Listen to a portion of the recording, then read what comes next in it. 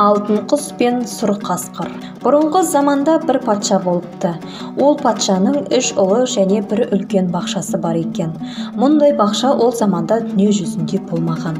Егер бұл бақшаға қайғылы ма ауру ма кісі кірсе, қайғылы кісінің қайғысы кетіп, ауру кісі ауруынан саламат болып шығатын еді. Бұл бақшада дүние жүзіндегі неше түрлі жемістер бар еді. Патша бақшасындағы осы жеміс ағаштарының ішінен биік өскен бір алма ағашын жан тәнімен жақсы көреді екен. Ол ағашта өскен бір алманың біреуі алтынға, біреуі күміске, әр түрлі түске айналып тұрады екен. Бір заман бұл бақшаға иеленген бір алтын құс келеді. Алтын құстың әрбір жүні алтын секілді жалт-жұлт етіп тұрады, ал көздері гауһар секілді ойнап тұрады. Құс күні түнімен бұл патшаның бақшасына ұшып келіп қонады екен. Әлгі патшаның сүйікті алма ағашының әр түн сайын бір алмасын шұқып, басқасын қиып түсіріп кетеді екен. Күндердің бір күні патша бақшасына шығады. Алма ағашынан алмасын қараса, алтын секілді жақсы алмасы аз қалыпты. Патша бұл істі көріп, көңілі түсіп қайғыра бастайды. Бір күні патша өзінің 3 ұлын шақырып былай дейді: «Әй, әзиз ұлдарым, бақшаға келіп жүретін алтын құсты маған тірілей ұстап беруге қайсыларыңның қолынан келеді екен? Қайсысын ұстасаңдар да өз өмірімде жарты патшалығымды беремін, һәм өлген уақытында барлық патшалығымды өсиет айтып қалдырамын» деген екен. Осы сөзді патшадан ұлдары естіп: «Қайғырмаңыз, не қылсақ та ұстармыз» дейді. Бұлар кезекпен қарауылға тұра бастайды. Әуелі үлкен ұлы бақшаға барып түнде қарауылға тұрады. Әлгі ұл алма ағаштың түбінде отырады. Патша ұлы ұйықтап кетеді. Сол арада алтын құс келіп алмаларын қиып, бір алмасын алып кетеді. Патша ұлы оянады. Қараса, алмалар қиылған екен. Ертеңгісі бір алмасы жоқ. Патша тұрып үлкен ұлын шақырып сұрайды: «Әй, сүйікті ұлым, әлгі құсты көрдің бе?» дейді. Ұлы жауап бергенге ұқсап, нысап қылып айтады: «Әй, ғазиз ата, көрмедім» дейді. Екінші күні қарауылға екінші ұлы кетеді. Әлгі алма ағаштың түбіне барып отырады. Біраздан соң ұйықтап кетеді. Сол арада құс келіп алманы қиып, бір алмасын алып кетеді. Ертеңгісі патша ұлын шақыртады. Үлкен ұлы секілді жауап береді. Үшінші ұлына кезек келіп, үшінші ұлы бақшаға барып, алма ағашы түбінде еш ұйықтамай, біраздан соң бақшаға от секілді жалт-жұлт етіп жарық болған бір құс келеді де қонып алмаларды қия бастайды. Патшаның ұлы айла қылып құйрығынан ұстайды, бірақ ұстай алмай қалады. Алтын құс олай-бұлай етіп ұшып кетеді. Патша ұлының қолында бір қауырсын қалады. Патша тұрады, ұлын шақыртады. Ұлы әлгі қауырсынды алып, барып атасына береді. Патша қайран қалып тіпті қуанады. Өйткені ол қауырсын қараңғы түнді күндізге айналдырады. Патша осы қауырсынды өзі тұрған үйге апарып қояды. Ол қауырсын жоғалуға тиіс емес дейді. Мұнан соң алтын құс бақшаға тіпті келмейді. Көп уақыт өткен соң патша жанына ұлдарын шақырып айтады: «Әй, менің сүйікті ұлдарым, не болса да сол алтын құсты тірілей ұстап әкелсеңдер, бұрынғы айтқан өсиетімді орнына келтіремін» дейді. Сол арада үлкен ұлы мен ортаншы ұлы інісіне ашуы келіп, не болса да бірге іздейміз деп кеңеседі. Мұнан соң үлкен ұлы мен ортаншы ұлы атасынан рұқсат сұрап, һәм қабыл дұғасын алып, алтын құсты іздеп жолға шығады. Ағалар шығып кеткен соң патшаның кіші ұлы атасына жалына бастайды: «Ай ата, мені де жібер іздеуге» дейді. Сонда атасы: «Сүйікті ұлым, сен жас баласың, ұзақ жолға жүріп көрмегенсің. Межелі жерге әлі ағаларың бармағанда болар» дейді. Күн сайын, сағат сайын кіші ұлы атасынан өтініп: «Не де болса да батаңызды беріп, рұқсат етіңіз» деп сұрайды. Ақыры патша кіші ұлын жібермесе болмайтын болды. Атасы көп қайыр дұға қылып, кіші ұлын бір атқа мінгізіп жолға шығарады. Бара-бара өзі де қай жаққа барғанын білмейді. Кетіп бара жатып ойлай бастайды: алыс па екен, жақын ба екен? биік бекен аласа мекен. Жүріп барып бір жерге жетеді. Ол бір жақсы сахара екен. Бұлақтары ағып тұр, жасыл алқап. Ертеңінен тағы бір жерге кеш жүреді. Алдынан тақыр шөл кездеседі. Біраз демін алған соң, әлгі тақыр шөлден кетеді. Біраз барған соң, бір биік ағашты көреді. Ағашта: осы ағаш жанында 3 жол бар. Оңға, солға, тура. Тура жолмен кетсе, ол кісі аш-жалаңаш болып саламат қалады. Оң жақтағы жолға түссе, атты болса аты өліп, өзі саламат қалады. Ағаштан сол жаққа кетсе, ол кісі өліп, аты қалар деп жазылған екен. Патшаның ұлы көп ойланып, Құдайға тәуекел етіп, ағаштың оң жақ қараған жолға түсіп жүріп кетеді. Атым өлсе өзім қалармын, мал табылар деп сол жолды таңдап, 1 күн жүреді, 2 күн жүреді. 3-ші күн болғанда бұған бір жақтан сұр қасқыр келіп жолығады. Бұл сұр қасқыр тілге келіп айтады: «Ей жас жігіт, сен әулесің, ағаштағы жазуды көргенсің. Онда жазылған: оң тарапқа кетсең, атың басы жоғалады» деп. Сол арада патшада ат көп деп, бұл баланың атын бір шетке алып барып жей бастаған. Патшаның баласы атынан айырылған соң, өзімен бірге туған туысқанынан айырылған секілді шетке барып жылай бастайды. Біраздан соң жаяулап кетеді. 1 күн, 1 түн жүріп, бала мүлдем шаршайды. Біраз демін алуға отырады. Сол арада артынан сұр қасқыр шауып келіп, һәм оны қуып жетіп, осы сөзді айтады: «Мен патша ұлы жайлау баруыңды қызғаныш етіп, һәм атыңды мен жедім» деп. «Ей патшаның ұлы, сен не жұмыспен жүрсің? Жұмысыңды айт». Патша ұлы жұмысының бәрін сұр қасқырға айтады. Сұр қасқыр: «Менің үстіме мін». Бала мінді, қасқыр жүгіріп кетті. Сонда шапшаң жүруі соншалық, шапшаң ат болса да қасқыр артынан жетерлік емес. Бара-бара күн кеш болды. Күн кеш болған соң бұлар келіп бір тас жолға жетті. Ол тас жол шамасыз биік екен. Сұр қасқыр айтты: «Уақыт жетті. Енді әрі қарай осы тас жолға өрмелеп шығасың. Осы жолдан түскен соң бір бақша көресің. Сол бақшада бір алтын қапас ішінде алтын құс болады. Аларсың, бірақ қапасқа тиме. Егер де қапасқа тисең, өлесің. Неге десең, сол сәтте қараушыларға хабар жетеді. Ал ол бақшадан шығып кетуге болмайды. Сол мезетте сені ұстап алады». Патша ұлы жол бойымен өрмелеп шығып бақшаға кірді, һәм алтын құсты көрді. Қапастан алып шыға бастағанда патша ұлына ой түсті. Өз-өзінен ойлап отырып: «Алтын қапассыз құсты алып жүру қиын болар» деп. Қайта барып алтын қапасты шешіп алам деп, қапасты шеше бастағанда бақшаның іші шуға толып кетті. Қапасты байлаған жерде темір шыбықтың бір басы патшаның үйіне кіріп кетеді. Ең басына үлкен қоңырау байлаған екен. Сол қоңыраудың сылдыраған дауысы жер жарып, қараушыларды оятып жібереді де, бұл жігітті келіп ұстайды. Алтын құстың иесі ол жердің патшасы Алматхан атты хан екен. Алмат патша ашушаң кісі.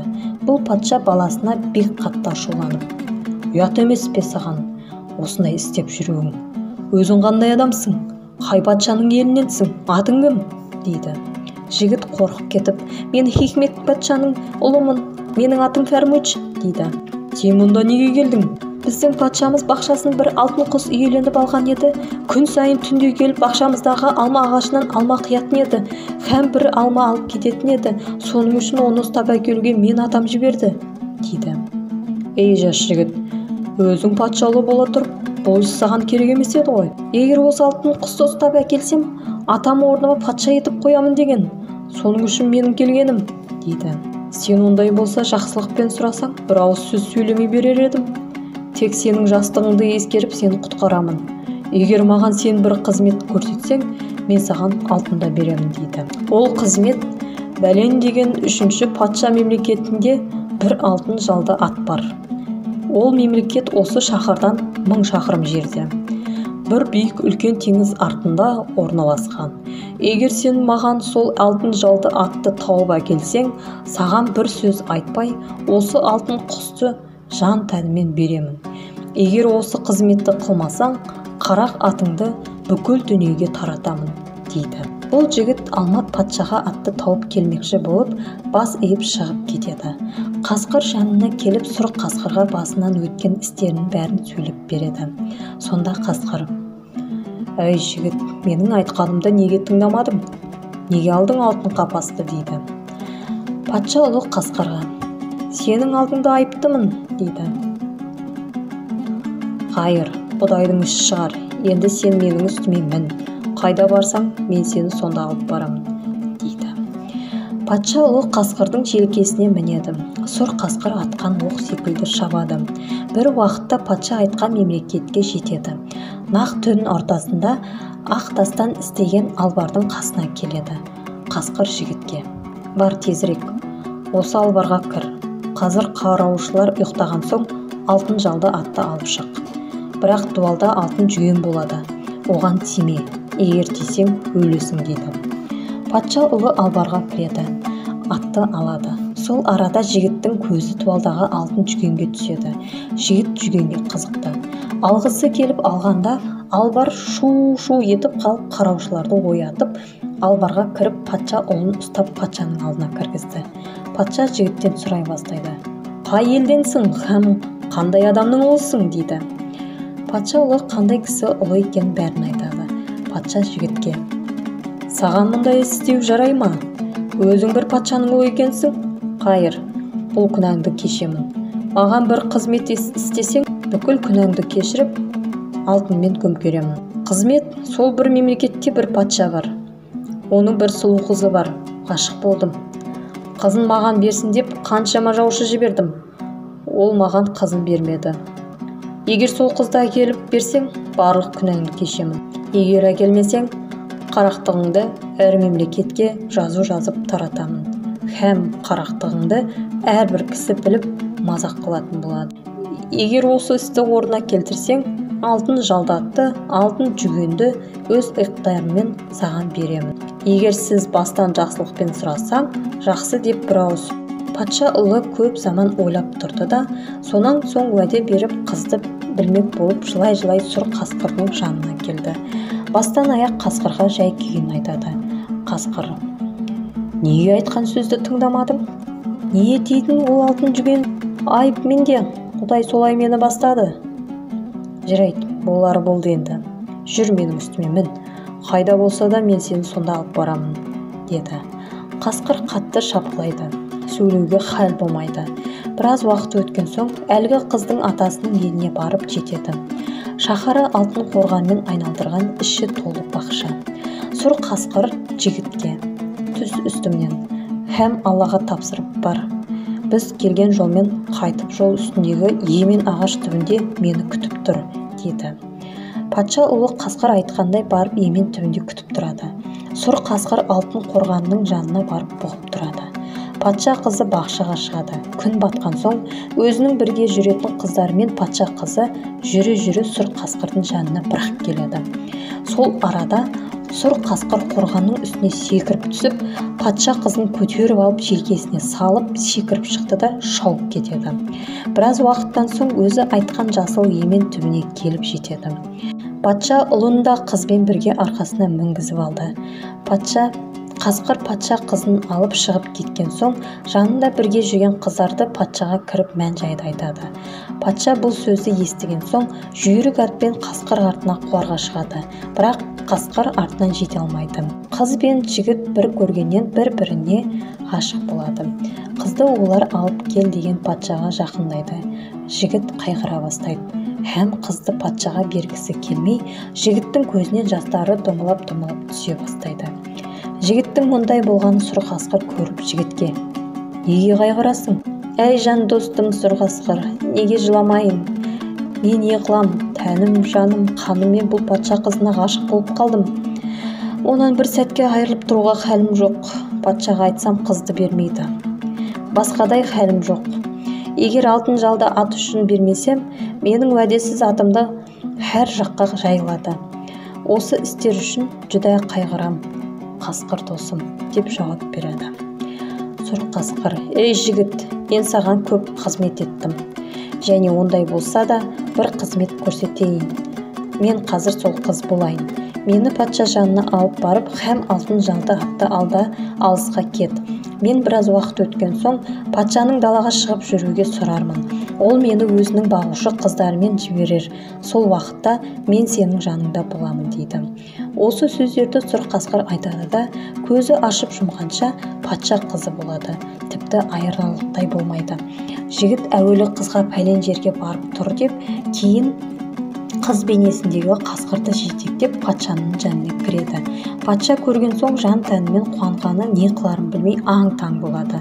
Шаттанып өтірік қыз болған қасқырды алады да, һәм алтын жалды атты жігітке береді. Жігіт қуанып алтын жалды атқа мініп, өзі ғашық болған қыз жанына барып, өз қасына міндіріп бірге кетеді. Патша жанында сұр қасқыр патша қызы болып 1 күн тұрды, 3 күн тұрды. 4-ші күн сұр қасқыр патшадан далаға шығып жүруге рұқсат сұрады. Патша, мен сені жүруге неге шығармайын, жаным, сен үшін жаным құрбан болсын, деп өзінің қызметкер қыздарымен далаға шығуға рұқсат береді.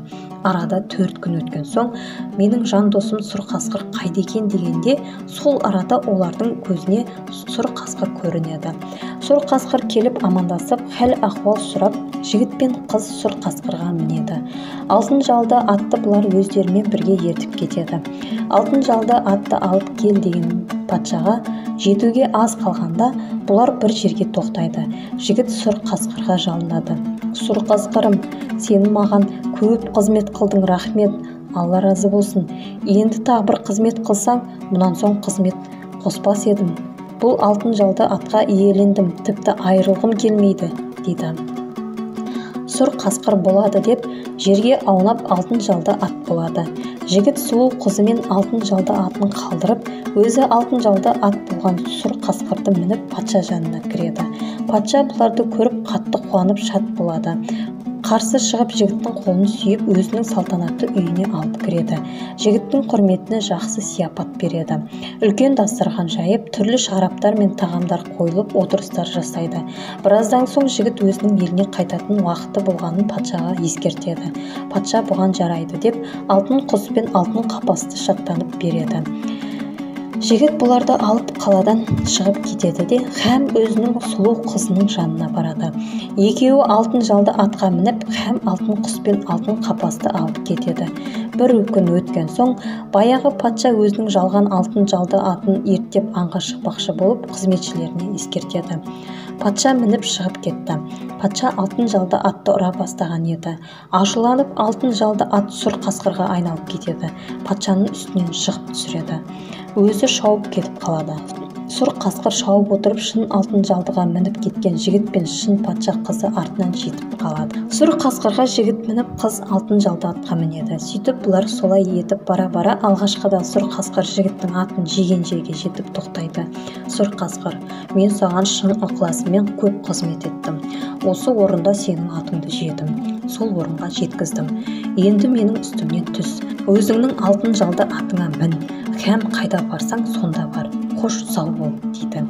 Патша ұлы сұр қасқырмен жылап көрісіп айырылады. Бұлар өз жолмен барады. Бір уақытта олар шаршаған соң, өздерінің шаһарларына аз жер қалғанда, тоғай жанына бір ағаш түбіне дем алуға жатады. Алтын жалды атты сол ағашқа байлап қояды. Алтын құсты алтын қапаспен өздерінің бас жағына қойып, өздері жұмсақ шөптің үстіне жатады. Сөйлесе бұлар ұйықтап кетеді. Сол уақытта бұл жігіттің екі ағасы алтын құсты іздеп кеткен жерлерінен бос қайтып келе жатыр екен. Әнісі жатқан жерге келіп жеткен ағалары алтын құс пен алтын қапасты көріп қатты қызығады. Өзінің інісін өлтірмекші болып, бір ағасы қанжарын қынабынан шығарып, інісін жарып тастайды. Патша қызы өзінің ғашық болған жігіттің қанжармен жарылып қалғанын көріп, қатты жылай бастайды. Мен сондай деген патшаның қызымын. Мені әкелген сіздің ініңіз. Оны ұйықтаған уақытта қайсыңыз өлтірдіңіз? Бұл батырлық емес қой. Егер сіздер оны ояу уақытында өлтірген болсаңыздар, ол уақытта бір сөз болмас еді, дейді. Екі ағасы қыздың сөзін керекте қылмады. Алтын жалды ат, алтын қос қызды бәрін алып шаһарына келеді. Үлкен той қылып, хан қызды үлкен баласына қоспақ болады. Қыз ханға: арызым бар, соны айтқасын қосыңыз, дейді. Хан: қандай арыз, айт, дейді. Қыз бастан аяқ көргендерін баян қылады. хан нанарында нанбасында білмей сол арада дереу кіші баласының өлігіне кісі аттандырады. Кісілер барса, басында бір сұр қасқыр хан баласының жараларын жалап жазып тірілтіп алып отыр екен. Келгендер жылап көріседі, қасқырмен хош айтысады. Біреулері сүйінші сұрап ханға қайта шабады. Шаһарға келген соң әкесімен көрісіп, екі ағасын хан малға құл қылып қояды. Мына баласынан хан сүйікті қызын қосып, 30 күн ойын, 40 күн тойын істеп, өз орнына хан қылып қояды.